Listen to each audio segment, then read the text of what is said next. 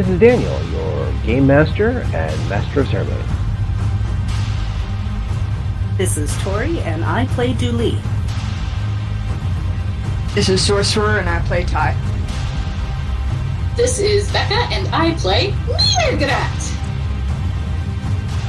And this is Odyssey, a Babylon 5 story. Welcome aboard.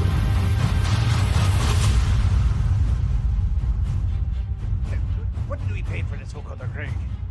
I mean, come on, the vocoder should be operating as normally. We have a shooting schedule to continue on. And yet, look, when I get the playback, I get this. I mean, what is this? What is wrong? I mean, oh, it's still going again. This is... Craig, I want you to find the person responsible for this, and... What do you mean Annette was taping over... Find Annette, have her come here, and I will explain to her how not to touch the machine. Yes? Good. Now, I have a person here who wants to hear stories. You go in now. Pay no attention to our, little problem we have going on here. It's just a minor inconvenience. And so, you wish to hear more stories about the Talmori Celestia, yes? Good. Now let's see if I can get this playback to work correctly to help me with my story.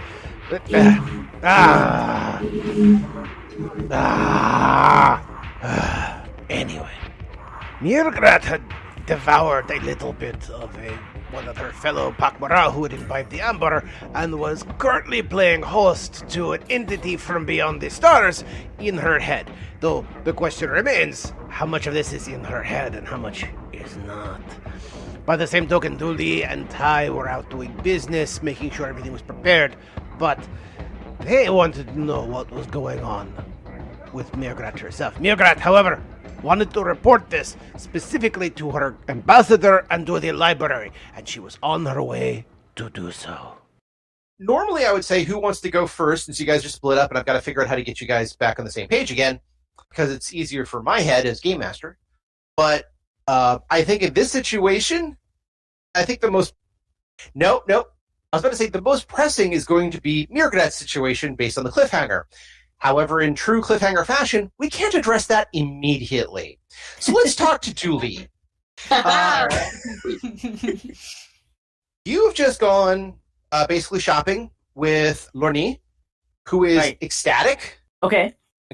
So, who is ecstatic about, again, the freedom, even though she knows she's not free yet, she knows exactly what future was awaiting her at the next stop.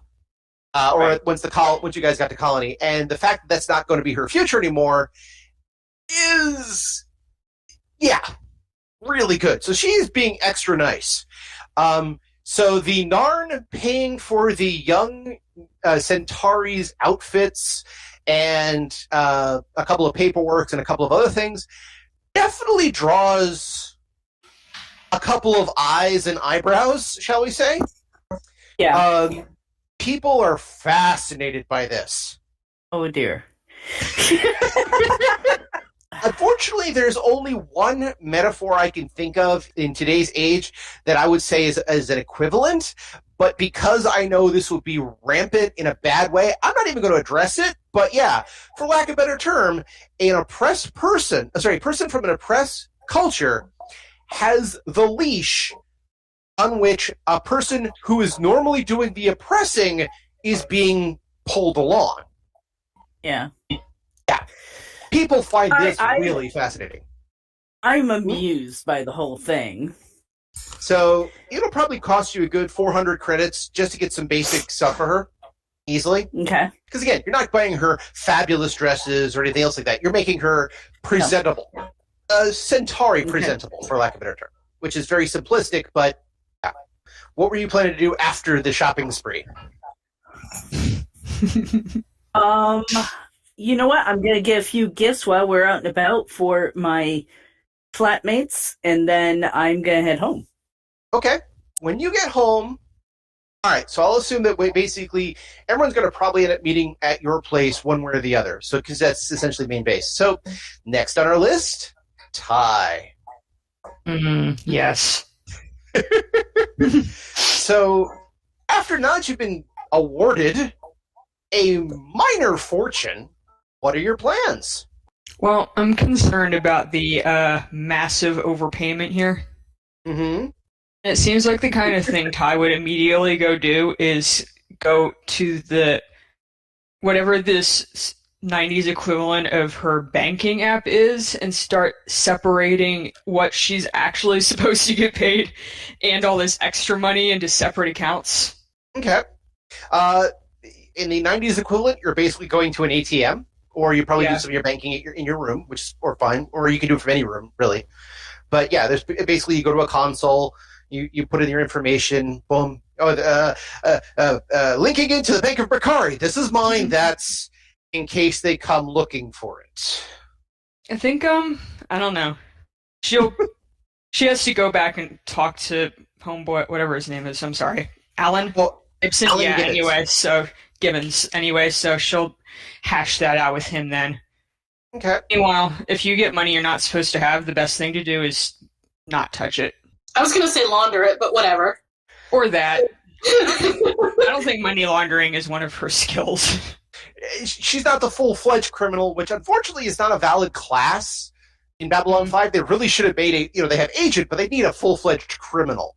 Like, I think she probably, in theory, knows how it's done, but just can't be bothered to do all that work. That's just too much, effort for her. Yeah. I mean, yeah, you're a Bakari, so you know something about banking, but doing the complex work? Oh, come on. Just easy enough to, look, isolate it, maybe give it an interest rate, so if they say, "Would you pay me back with extra?" Here you go, payment with extra.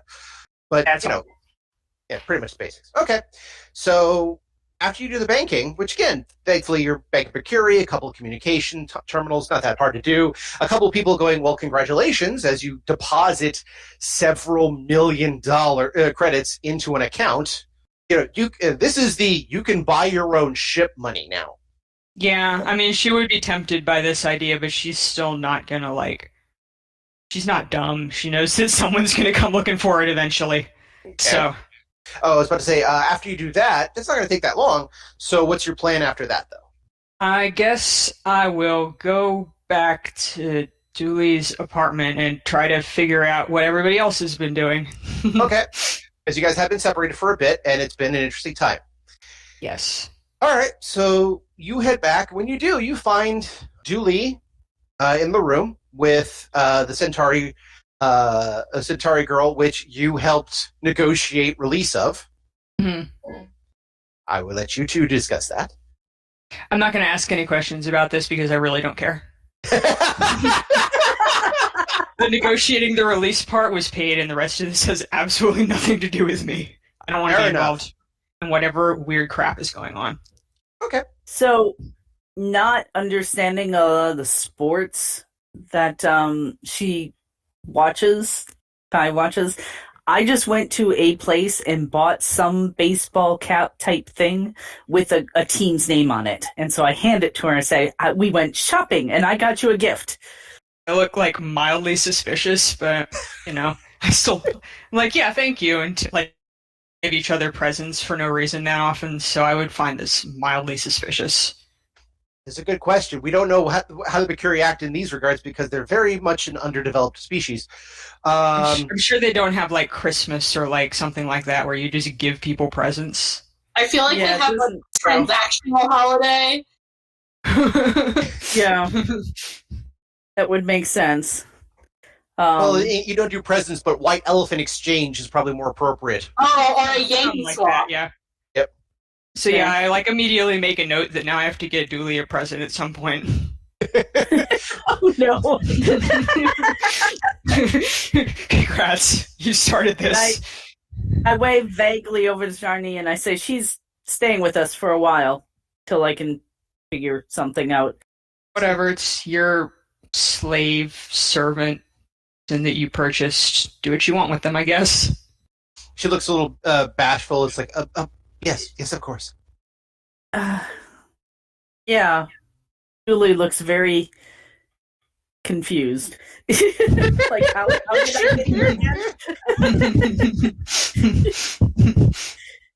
So you guys sit there, you wait again. Lorne's basically going to be putting her stuff away, making sure everything's, crisp and clean and tidy. And she kind of, almost casually starts doing things like cleaning and arranging the bathroom. Not like breaking out gloves and a spray or anything like that, but, that casually wiping everything down, making sure everything is spotless. I suspect this is leading us to what everybody's wanting to know what the hell's going on. Which leads us back to Mirgrat. Hello. I feel like at this point it would be more accurate to say Mirgrat and Company. Yes.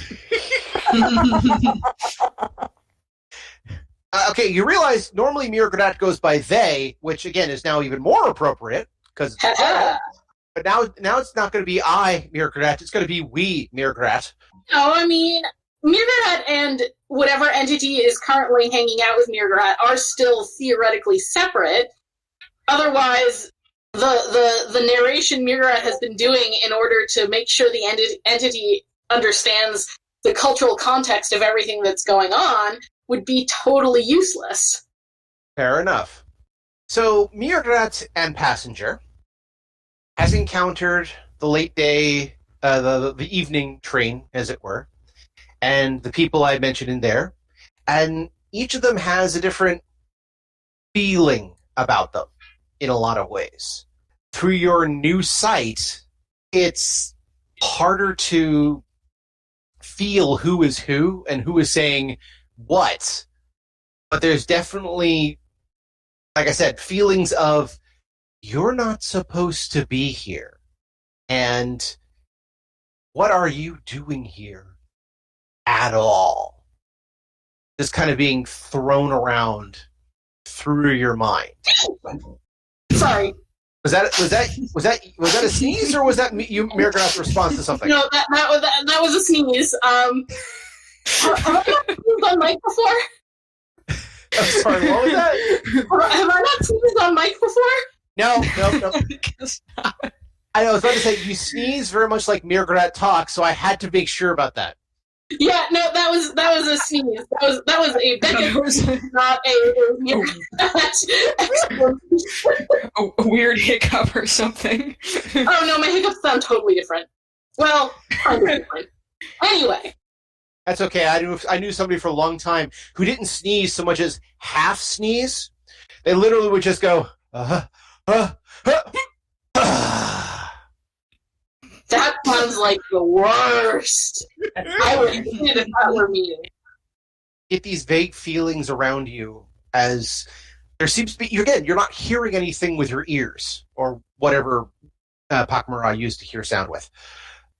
You're not hearing them with your ears. You're kind of all hearing with your mind. Your ears say this is a quiet, casual, late-night tram ride. The rest of me says this is a quiet, casual, psychic tram ride. Well, by psychic conference call. I mean, there is this might be, as far as you can feel, like a council of gods, essentially. Yes, and also, if I recall correctly, while I was doing my mental narration and this council was happening, my buddy hanging out with me inside my head did tell me to be quiet. Mm-hmm. Which I am now doing, and I'm just taking notes, because if my psychic buddy is saying, be quiet during this psychic tram ride, I feel like that is a thing that Mirgrat would respect. Okay. Especially since, like they're a telepath, but they're a relatively low-level telepath. They mostly, they do, surface scans in order to help with the various aspects of their research that have to do with perception. And so I think that they are basically going to defer to this entity in terms of higher level telepathy, just because whatever this is clearly has a great deal of experience and power in that area. And so, Mirgrat can understand that, hey, maybe it's time to take a back seat to whatever thing is better at this. Okay. So, by the way, did you ever figure out your P rating? Oh yeah, I believe I'm P6. P6. Okay. Yeah, that should be So- on my sheet. Yeah. Wow. I just wanted to double check that. I don't have the sheet in front of me right now because I'm disorganized. So you're basically sitting back, listening into the conversation, taking notes where appropriate. Yep. Okay. The conversation is very, very strange because, again, it's nonverbal. It is very and instinctive level. It's the sort of conversation you would have as an infant before you knew words for things. And yet you still had needs, wants, desires, and things needed to be addressed. So it's that same level of understanding. Things are a very basic level of things. I mean, I'm not saying like, oh, it's small or dumb or anything else like that, but it's very, like I said, instinctual. Okay. A lot of the conversation kind of goes back and forth, but the essentials of the conversation that you can understand. There's a lot of concepts here that you just have no literal concept of. I mean, it's like trying to explain green to a blind person. Entry not found. It's very much entry not found. Yeah, there is a lot of this conversation that went complete 404. But I think I'm actually going to be recording those, like trying to do my best to record those specifically, because I think those are the ones I am most going to want to ask the entity about. Okay. So the stuff you do understand so far has been basically the concept of, again, what are you doing here? What are you doing here? You should be gone. You should be gone. That doesn't explain anything. But I took the quick route and not the slow route. That route was forbidden, by your idea, perhaps. Another kind of conjecture comes through of we're more than happy to deal with either of you as long as we understand the terms. Another thought came through of, this is not how it's supposed to be. You know this, and you know that this is not how it's supposed to be. There's just, again, all these back and forths of... This sounds like the interstellar entity equivalent of someone refusing to stop and ask for direction. Kinda. Okay, it's more of the hyper-intelligent, mega-galactic entity equivalent of a boardroom meeting trying to decide who farted. All right. There is a lot of accusations and deliberations and things that feel like legalese, but it's legalese in the same way that people arguing the laws of gravity or something else like that. It's, again, massive concepts that, to use a term, your tiny little mind cannot even begin to comprehend. And yet there is this conversation. By the end of it, the one you get out of it mostly that the entity wants to listen to is essentially, I don't care anymore. I need to get home. If I get home, the rest is up to you. I don't care anymore. The entity, of course, is, okay, now I need you to make a will save. Okay. Hell yeah, 23. All right. You get the will save is basically it doesn't want you to hear something, and you don't get a 30 or 40, so it's not, I hear everything, but it's more of you get just enough to understand essentially, okay, I will help you go home. I don't care what these people say. The next step is up to me. Essentially, that's what it's saying, but even those words are completely incorrect. You ever have a conversation where somebody said something, but your brain translated it as something completely different? Yes. Yeah, and here's the thing, that's just what happened. So what was said was sort of that, but it wasn't that, but you can't quite put your finger on what was exactly implied or said. So that's the best you have to work with at the moment. I know that someone looped the tape on me, but I don't know what they were covering. Basically, yeah. The other example I can have is comes from personal use. I had a therapist who I thought had said at one point, ADD doesn't exist in anyone over 25. And I did not, I knew she said something like that, but if she'd actually said that, I would have left session that minute. But I stayed for the entire time, so she didn't say that, but I can't remember exactly what she did say. It was clarified later on, and it was a lot better, but it was one of those same sort of situations. So in this case, what you heard is not exactly what you heard based on everything else, but kinda that. Kinda. At some point, the tram comes to a stop.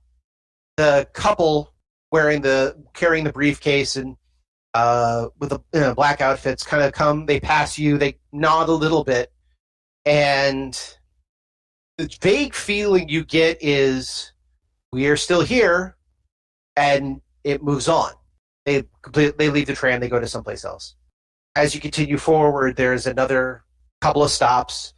In this case, the vacationing couple just kind of turn and look at you for a second.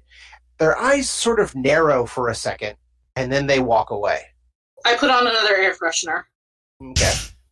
This kind of leaves you with, if memory serves, the game, the Narn, who Ty got to know a little while back. Lizard emoji, sword emoji, eggplant emoji. Yes. Big sword, Narn.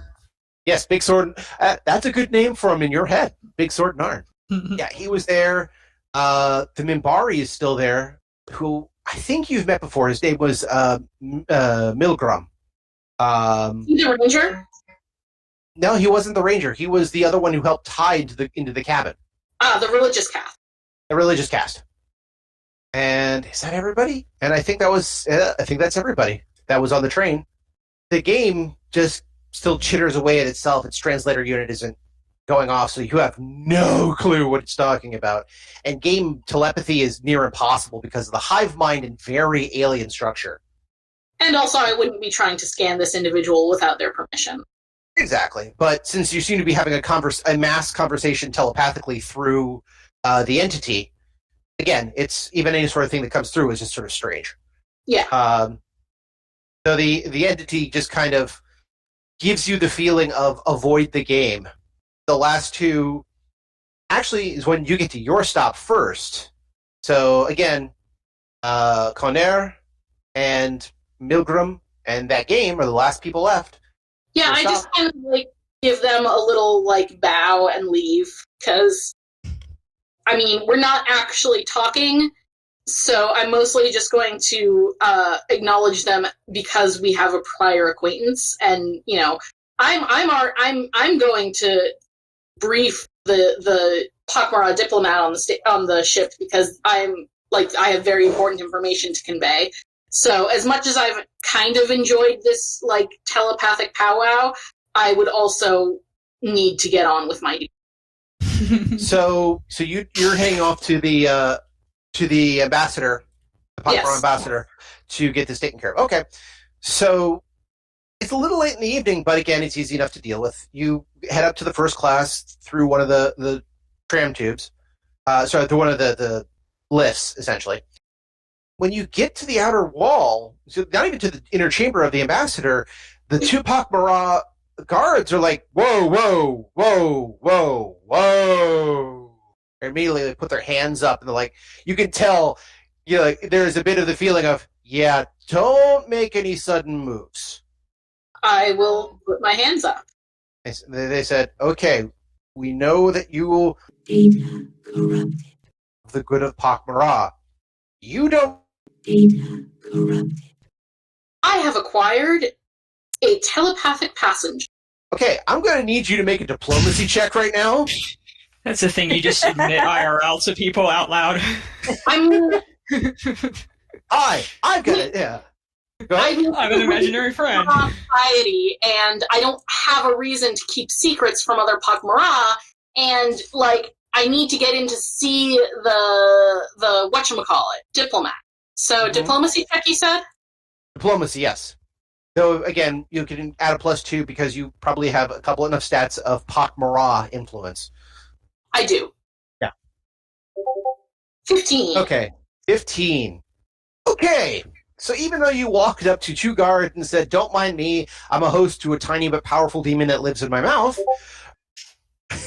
they went, okay. But they do open the doors. But they have I have two eyes. Both are looking at you. I mean, they've met Mirgarat before. I'm sure they're used to some level of weirdness. Inside the chamber is again the ambassador, but there's also that other pak'ma'ra you've seen bumping around for a while. The other librarian, right? Or no, they're not a librarian. They're not a librarian, but again, you've seen them take an audience with the ambassador a couple of times. Yes. So, and the ambassador name is Greb Bimel. So yes. Right. Greetings, ambassador. I am sorry to disturb you at this late hour. I have resumed my cultural commentary for the benefit of my brain passenger. Just wanted to get that out there that I'm, simultaneously explaining things. No problem. They look at you kind of strangely, head cocks to the side a little bit. Passenger? The other one kind of mumbles a little bit. He mumbles to the ambassador a few things under the breath. And they said, I'm very sorry, librarian, but under the influence of... And you see that quizzical look for a second before they turn back to the other one, whisper a few things, then back. Under the influence of chemicals? No, I can understand why you might think that, and this is related to the case regarding Amber. However, I am not under the influence of chemicals. I have engaged in psychic communion with an extragalactic entity and have allowed it to take place in my brain so that it may learn more about our culture. Okay. I will also need another diplomacy check on that one. Okay. You basically said, "No, I'm not high. I've got an angel in my head. It's perfectly fine." Normal things that you say out loud out of your mouth. Am I still getting the +2 on that? Not this time. Okay. Hey, 17! They are still looking at you really nervously. And they eventually the ambassador says, "Perhaps you should explain a few things." I give them the entire spiel about how I was at the preparation of Tomasi, and I just give them the whole rundown of everything that happened. Okay. Including the tram ride. Including the tram ride? Yes. Okay. I don't give them all of the details of the tram ride, but I do tell them, a rough outline of the tram. Okay. Yeah. Give me a sense motive check. Okay. This is not my strong suit. Okay. Reflected by the 9. So, yeah, you don't really get the reaction. As far as you can tell, they are listening intently and taking all the information that you've presented in. They are a little bit more wide-eyed than you'd expect, but, strange and unusual circumstances, no problem. But at the end of your conversation, the ambassador says, "This is most troubling." In what way? You've never seen a pak'ma'ra that flustered before. An entity that prides itself on words, tones, beauty, usage, and devotion, stuttering is just sort of strange. But eventually they stop. "May I speak to the entity in question?" I have no objection to this. I shall have to inquire as to whether or not it is willing to do so. Okay. So I'm going to turn my thoughts inward, and I am going to ask the entity if it would be willing to basically take the front seat for a little bit and talk to the ambassador. Okay. Need a telepathy check? All right. 13. 13. You try to convey this idea. You're still getting used to dealing with the internal thing that doesn't entirely speak your language, but is working on base thoughts. So it's like flexing a muscle you haven't used in a long time. Normally with telepathy and stuff like that, it's outward. This case, this is a very, not even just, how do you become introspective for something that isn't you? It's a very strange circumstance, but you do try to project the thought inside of the, would you like to come for the forethought? And the message you get in return is essentially, they will not hear me unless they have received the messenger. Ah, okay. The entity believes you will be unable to process its information unless you have been treated in advance with the chemical known as amber. I shall leave it up to you whether or not you wish to pursue this line of inquiry. Immediately the hand comes up. That is fine. I understand. I wish to keep a reserved head for this situation. Also, as you've described it, several people who have taken this chemical have ended up in either a delirium state or dead. So, in all fairness, the ones who ended up dead, most of them were in the presence of Tomasi's body. And they nod. I understand. But for scientific accuracy, allow me to be a control group for this. So feel free to report your findings to me, and I can address it to others in a... even you can tell it's trying to think of the correct word. In a unexposed mind. I can see how that would be useful. In the meantime, I would like to make use of your secure communications channel to report all of this to the library. They agree. Just they kind of point you towards the console, and you make your report, which takes a little while, and thankfully most of it's done essentially by text. You kind of type out your report, or otherwise chant it, and it just they send it off to the library for storage and confirmation. Yes. Okay. Give me another telepathy check. Okay. 14. Okay. So while you're getting all this down, you've got a couple of feedbacks from the entity here and there. A little corrective in the yes-no sort of thing, but not clear direction as to, well, this is the part you're missing. But as it talks, you can kind of feel, not necessarily its presence, but its voice getting dimmer and dimmer and dimmer the more it talks. Okay, I'm going to tell it that and ask it why it thinks that might be the case. Would the rest of the group like to enchant with me on this one? Messenger is the message? Messenger is the message. Shit, I'm gonna have to take more amber, aren't I?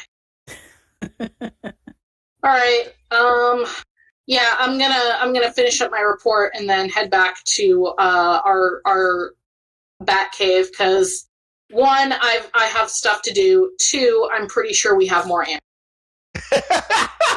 Oh, yeah, no problem. So after you making your report, the ambassador's there, but the other pak'ma'ra has departed, because again, you were there for a little bit. The ambassador, bows to you gracefully, says, "Thank you for all your help, librarian. Thank you for putting your life and soul on the line for the greater information that you bring to us in this regard. Already there has been more studies about the rock shapers and the rock seeds that have been found on a couple of planets based on the information that you brought forth before, and now they're going to try to see what they can do with them." It is my pleasure to contribute to the civility. They thank you and they bow, and you make your way back to Dooley's room. After a bit of time, Mirgrat does show back up to Dooley's room, where Dooley and Lorne are, putting stuff away. Ty has found that, yes, there is streaming sports, essentially on one of the sports broadcast networks, and it's decent enough. Not one of the good baseball games, but it's the Mars League. You know how Mars League is. It's kind of the difference between the NFL, XFL, and arena football. Yeah, she would watch that or fall asleep in front of it. She's probably taking a nap, let's be real. Yes, exactly. Probably passed out on the side bed, just like, oh, look, sports, great.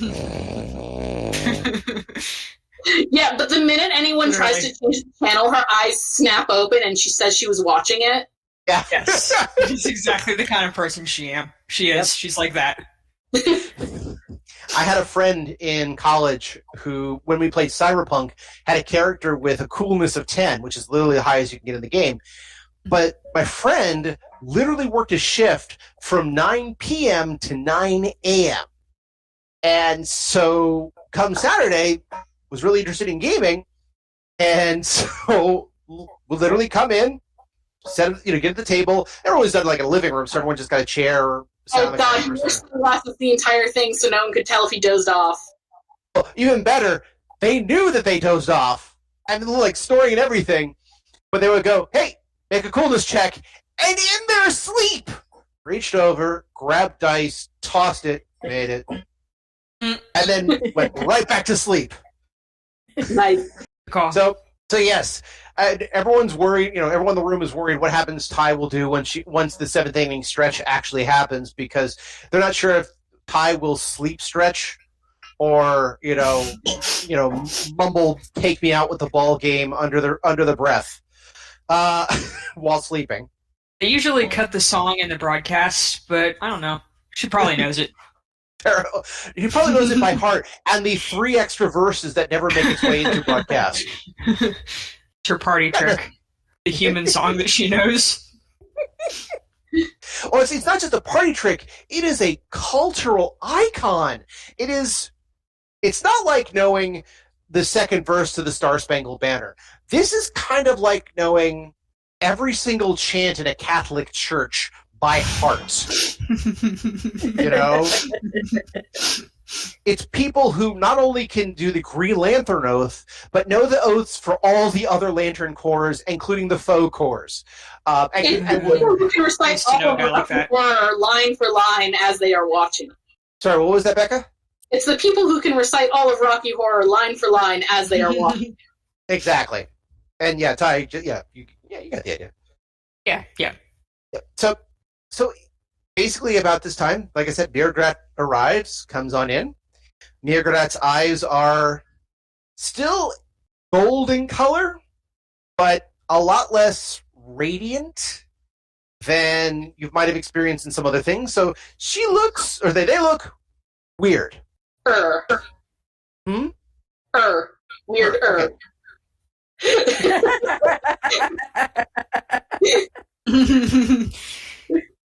All right.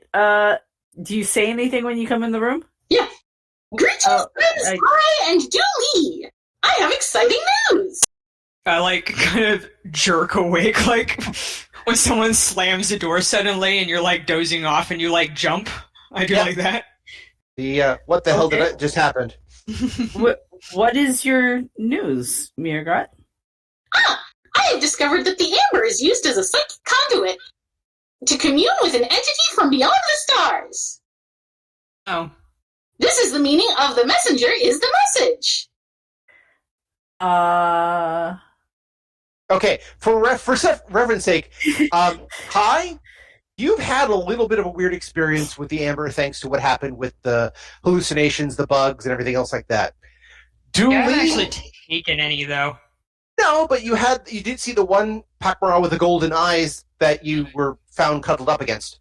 Dooley, you've seen Narn acting very strange with this drug, and the delirium, the ecstasy, and things like that. It's one of the reasons you were sent here, because they thought it was manufactured specifically to destroy the Narn population. And so, yeah, for a pak'ma'ra, for another person to come in and said, "I have seen the face of God, and they're glorious and lovely," just giving you perspective. It just kind of How much amber have you taken?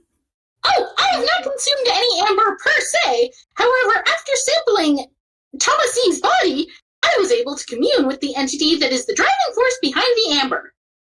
Gross. Which is also the appropriate response for Ty as well. Ew. There is nothing wrong with funereal endocannibalism. Still kind of gross, though. Yeah, fair. Ty is not a cultural judge, but gross. Nothing says I don't want to judge like the phrase I don't want to judge, but ew. But you nasty. So Okay. I have nothing to say to that. I got you a gift. nothing So like I avoiding had- the concept that's right there in front of you. I look even more suspicious. I hand her a box with it's the room variety of air fresheners. Oh, that's and, great. and at least there are 3 of them, and one of them's got to be Tutti Frutti. So, Yeah. Friend Julie, this is wonderful. Thank you. this is I forgot her name already. Lorne. Jarni, and she Jarni. is staying with us for a while. She's going to be helping out. So if you need any assistance with your lab stuff and you think that a non-lab type person could do it, you can ask her for help. Friend Jarni, welcome to the crew. It is a pleasure to have your assistance with us. She kind of looks a little wide-eyed, but like obviously quickly just tucks it under. Goes, yes. I'm more than happy to. Excuse me, goes. More than happy to help in this in any way with this. I thank you. Eyes just like straight at the ground. Yeah. So I have no idea where we are in finding. I mean, it just seems like we've reached a dead end regarding this particular drug. Oh, perhaps I can be of assistance with that. Okay. Since I now have access to the entity for which the Ember is a conduit, perhaps it will be able to help us in terms of finding its source. She Why looks would like it she do still that? doesn't quite believe you, but okay. Okay. Becca knows how this is going to sound, but Mirgarat is going to say this completely earnestly. Okay. However, I shall require some additional amber in order to strengthen my connection with this entity. I am afraid our current psychic tether is weakening. Oh, okay. Well, I guess we better get some. Maybe you should lay off, just for a little while, like take a nap. Pak'ma'ra take naps, right? Yeah, they sleep. This is an excellent idea, Ty. Perhaps I shall be of better able to maintain the connection when I am no longer physically exhausted. That's exactly Oh. what I meant. Yes. So basically, if I'm understanding this correctly, you've told Mirgrat, sleep it off, then we'll talk. Subtly. Yeah, I mean, I'm going to go take a nap because Ty has made a completely reasonable suggestion. I'm not on a time crunch, and I have no reason to believe that I will not be able to get back in touch with this entity, especially since we've already been psychically linked. So, like, if Ty, who is an outside observer, who I nominally trust, thinks I should take a nap, I'm probably, I'm fine with that. Let's take a nap. Okay. Well, that was easy. Perhaps you are right. Thud. Mirgrat goes, finds an area to just kind of curl up and pass out for a little bit. And again, they are going to set up one of the Glade plugins that Dooley got them, and kind of do a little ceremony in front of it, like it's a prayer candle or whatever. Like lighting incense and clearing the room and so forth. Yeah, exactly. Oh, that's too funny. What do you guys want to do now? You've had Mirgrat come back and says, "I have a couple of leads with the thing in my head, but I need more amber. Can we get more? Can we score more drug?" No, we have more drug. Uh-huh. We do? No, I thought Yeah. we only had 2 cubes left. Yeah, but now we know what it's for.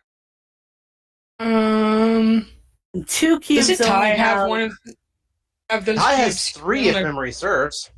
Yeah, Ty has the nobody 3. knows about them though. That's right. Yeah, Mhm. so we have the 2 cubes that Dooley has, and I don't know about Ty's, so Either way, you're Well, not napping right now. So Speaking not for myself, but for Ty, do not think that we should get Mirarat any more drugs, because the thing about people that are addicted to drugs is they ask you to go get them more drugs, and they think of very weird excuses for why they need them, like whatever they were going on about the ancient entity in their brain. Anyhow. Yep. I think after a nap, that'll clear up a little bit. But I just want to, again, I would like to, as the GM, point out the interesting cinematics here of Mirgrat essentially looking like they've devolved into drug addiction. Yep. Ty thinks of the obvious explanation for these things. But now the question is it drug addiction, or is it actually something interesting going on? Again, it's kind of like people who do a lot of peyote and ayahuasca. Is it just hallucination, or is it more? It's up to you to decide. But in this case, it's now a question of, you have Mirgrat who says, I have a link to figure out the end of this case, but I require another hit. Do you give it to her? I don't think we should do that, but you're the boss, so it's up to you. Are you talking about Mirgrat? Because Mirgrat's napping. Yeah, no, we're talking about you. She's talking to Julie, who's not asleep. I don't have a lot of experience with pak'ma'ra, but my experience with them has led me to believe that they are very truthful people in general. I mean, have you ever met a drug addict? It doesn't matter how truthful they are as a people. They sure are good at telling lies about their drug addiction. Yes, that is true. Let's observe her when she gets up. If she has traditional drug addiction behavior, like I must have it now and I'm going to go through anything and everything to get it, then we'll reconsider. But if she is coherent and the usual logical Mirgrat self, then maybe we could offer her a small dose. We don't have a lot left, so I need to conserve what we have. Fair enough. It's up to you. Okay. I'm guessing you're all going to wait till Mirgrat wakes up, right? Yes. Sure. I go back to not watching TV. All you need now is a beer to fall out of your hands while you fall asleep. All right. After Mirgrat awakens, let's talk for a minute or two. All right. When you sleep, you dream. Yep. You dream of far-off lands and strange times of non-Euclidean things, and you're basically filled with strange visions of things beyond mortal ken, addressing each other. Up in here is what you're saying. Sorry, what? Getting real Lovecraftian up in here is what you're saying. But not the dark, slimy Lovecraftian. Think of Lovecraftian at like The Abyss. Yeah. The movie The Abyss. So bright and shiny Lovecraftian. And so a couple of times you were encountered by, again, you're watching things create other things, other greater things, telling things to not do this and not do that, or so on and so forth. And eventually this feeling of being kind of locked away kind of washes over you a little bit. And you know that you are not alone, but are alone in that locked away. And when you wake up, you feel that tether to the entity just feel thinner and thinner and thinner. And more of your mind is unable to hear the messages of the amber and the thing beyond. It's getting very, very dim and a little desperate. And you kind of, again, have this, driving feeling in yourself. I'm going to ask you to give me a will save. All right. 16. 16. Okay. Not bad, but not great, because in this case, for lack of a term, you're feeling the connection to the entity and thus the knowledge that it has pertaining to this case as well as to what's going on with pak'ma'ra and a few other issues, getting more and more distant and feeling more and more clouded. You're almost feeling like you're losing connection with the thing entirely. So when you wake up, you have that feeling of almost isolation for a minute. Okay. You wake up, and there's, again, Ty sprawled out on the bed, baseball cap over the eyes. Dooley's actually napping a little bit, just because who knows when you're going to wake up. Lorna is, Jorna, I apologize, I got that name wrong before, is oddly setting out what might be considered a tea service. Is it the fish tea again? No, thankfully not the fish tea. This is actually something that's kind of fruity. What best way to put it? Okay. Somebody mixed blueberries and fruity pebbles together. That sounds amazing. I once had a friend who had a phrase, what an amazing time we live in. There's the internet, technology, innovation, a cereal made entirely of crunch berries. But yes, she's setting out this tea in a mostly Centauri style, but it's not bad. Again, it's a little earthy, kind of jello-y in taste and texture, but it's still this tea that is, like, again, fruity pebbles and blueberries. Yeah, I'm all over this. This sounds like some kind of, like, awesome bubble tea hybrid thing. I am so down for this. Oh, don't tempt me. I didn't get bubble tea for a while. I've been craving it. But anyway, so she's setting out the tea service a little bit, and she kind of, when she sees you, she kind of, again, eyes go straight to floor, says, yes, kind of ushers you towards the tea if you so desire. Oh, greetings, friend Yarny. I will not be imbibing while other species are present. However, once you are finished setting up the tea service, would you kindly wake friends Ty and Dooley so that they may join me to discuss our mission? She nods, and again, waking the other two is so much as just wandering over a few feet and tapping them each a little bit, or shaking the beds a little bit, and they'll wake up pretty quickly. Yeah, like, if you're going to be woken up by someone and you have a choice between pak'ma'ra and literally anyone else. Yeah, they are a bit scary up close. I feel like Mira fully acknowledges that they are some people's sleep paralysis demon.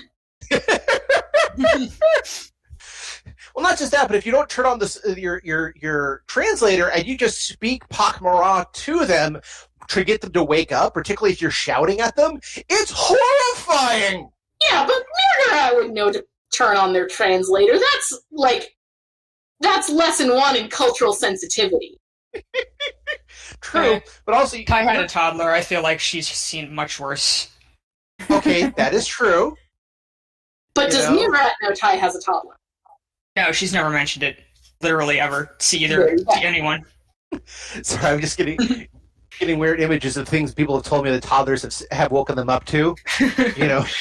Like, Mommy, do we have a fire extinguisher? Or, hi, I shaved the cat. Is that okay? So yeah, Jorny actually goes over and wakes everyone up very kindly, but she then kind of progresses back to the tea service. So yeah, you guys are awake, and here is a very awake, non-golden-eyed pak'ma'ra. I'll let you guys know. How you feeling? I am feeling rested and refreshed. Good. However, I am also feeling the slow disintegration of my connection with the entity. Yeah. Can you explain this entity? Do we know that we know that she's got psychic abilities? It's never come up in conversation. Okay, actually, I don't think you did. Ty knows that. Sorry, what was that? I don't think Ty knows that. She doesn't really like telepaths, so she would have remembered that. Yes. I believe this entity is one of the older entities of the galaxy. It appears to have some greater power than the species that are currently in ascendance. Yeah, just think about for a moment what was just said. Okay, how do you know? I believe it is linked to the ancient civilization in pak'ma'ra space, where the analogs for the amber were found. These rock seeds. Additionally, it appears to have very high-level telepathic interaction. I just shrug at Dooley, this is your thing. Yeah. I kind of take a deep breath. I start to talk 3 or 4 times and stop, close my mouth, and finally go, how did you get this being with you? Ah, yes. You'll recall that I sampled Tomasi at their funeral. Okay. After doing so, I was transported to an eerily empty odyssey. However, this entity was there. After conversing with it, it requested that I host it in order to learn more of our cultures and species. And naturally, I agreed to this, as it is in line with my own research. I believe we are corporate spirits. Did it say why it wanted this? Yeah. It did not. I assume it was in the interests of science. Can it get out if it needs to? Of me? Yeah. I believe an intentional exit is unnecessary, as it appears that we no longer are able to commune when I am not under the influence of amber. So it will leave when you're no longer high. The place. However, I think you are misconstruing the state that I am in while I am under the influence of amber. No, I have more questions. I'm trying to understand. Did you analyze your friend who took the drug and had a bad reaction to determine why they had a bad reaction? I confess I did not. Okay, that is something we need to know to determine how the pak'ma'ra are going to respond to this drug. Because, and she's trying not to look condescending, but I'm not sure she's succeeding. If you're going to go around inviting entities into your head that only exist when you take amber, and some of you have a bad reaction to amber, then you need to know. This makes sense. I wish you had been here to consult before I consumed Tomasi. I was saving Journey. Sorry. Yes, but also pak'ma'ra events are very private, so there was no way for me to advise you. Trying to be very politico. Yes. She does have some experience in being diplomatic to pak'ma'ra, so she's trying to... But she's also become friends with Mirgarat, so she wants to make sure that Mirgarat's not in any trouble. So, while also determining if the imaginary friend is real or not. It is unlikely that I will have a bad reaction to amber based on my previous experiences communing with this entity. However, I understand your concern. Also, you said they commune telepathically, so some sort of psychic talent is needed for this experience? I am unsure of that. However, it is entirely possible. Given that telepaths represent a comparatively small amount of the population, it may simply be that those who do not have telepathic ability are unable to properly channel the mental resources necessary to commune with the entity. See, I'm trying to figure this out because I was charged with finding the source of the drug because it appeared to my people that the drug was custom made for the Narn. But as you know, the Narn have no psychic ability. You believe the drug was made to allow people to communicate with this entity or entities. And if that was the case, the two reasonings don't mesh. However, it is possible that it was sorry, Becca needs a minute. Okay, no problem. Your voice going out a little bit? Just a touch. All right. Gotcha. Give me a moment. I have. There we go. All right. Perhaps it is not that this drug was tailor-designed to impact the Narn, but merely has an untoward degree of effect upon the Narn because of your species' lack of natural species that do not have natural telepaths. Because there is no underlying genetic infrastructure for telepathy to even be possible, there is an outsized reaction in terms of euphoria after the consumption of amber. Well, okay. But here's the thing. You haven't taken amber directly. This is true. How do we know you won't have a bad reaction to it? How do we know that part of the ability to take the amber is part of pak'ma'ra's ability to ingest amber has to be secondhand.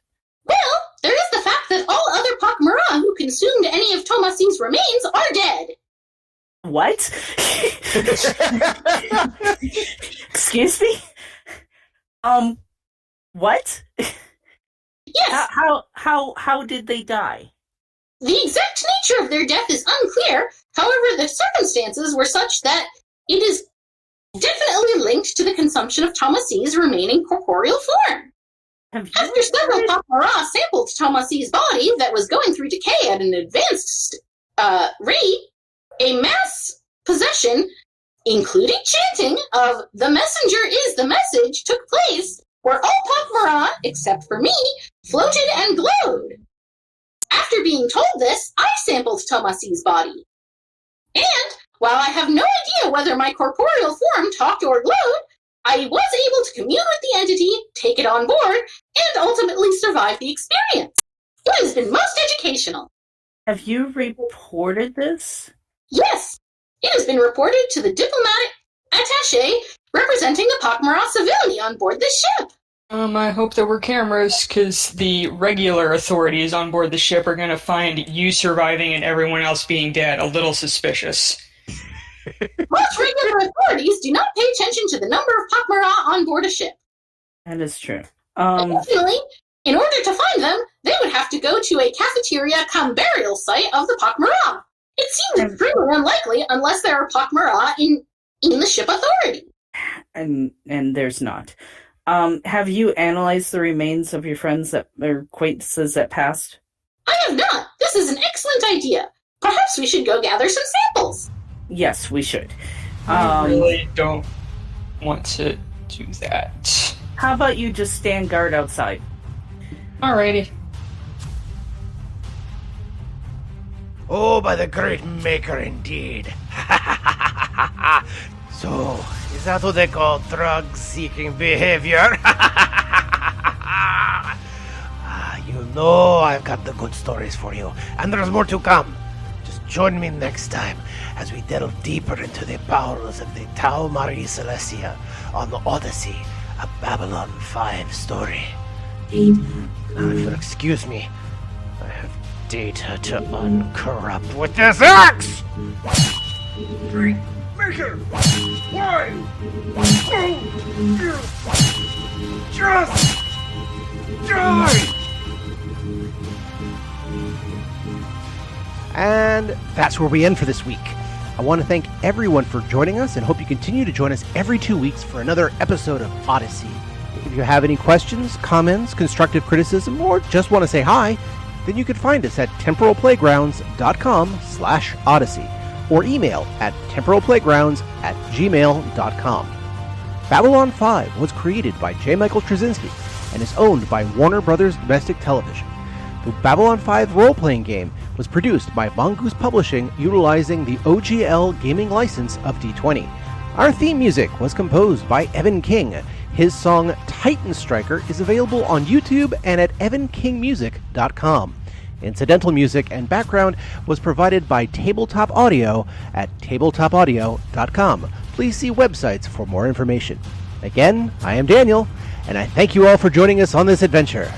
Good night, and keep dreaming.